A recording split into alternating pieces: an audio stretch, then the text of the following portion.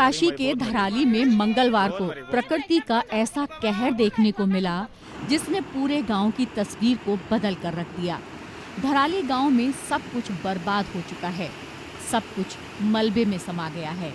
घटना के 2 दिन बाद गांव का जो नज़ारा अब दिख रहा है वो बेहद डराने वाला है।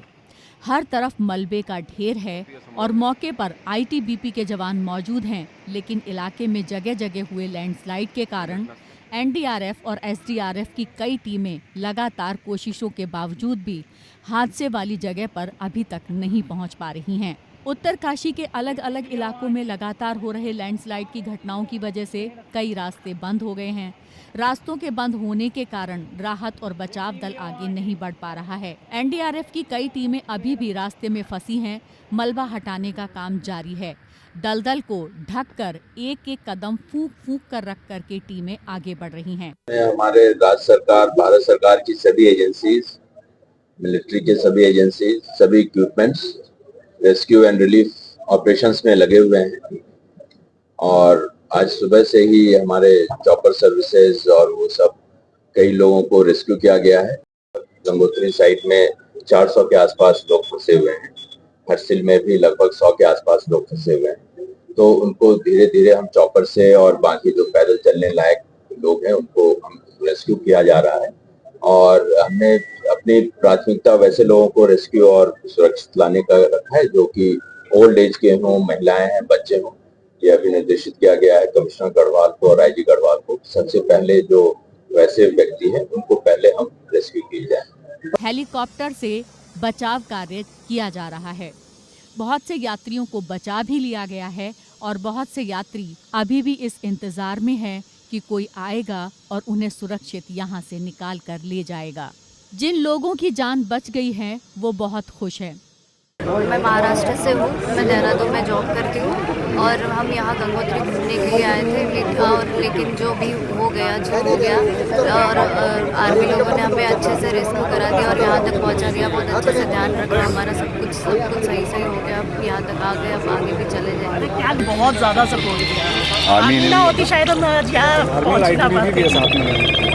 आर्मी भी और साथ में लोकल एडमिनिस्ट्रेशन ने भी हमारी बहुत हेल्प की है। हर जगह पे यहाँ पे भी लोग हमें मिले, बहुत अच्छे लोग मिले, उन्होंने हमें बहुत सपोर्ट किया है। And thanks to all army, local police and local administration जिन्होंने हमें यहाँ तक पहुँचाया, रेस्क्यू किया।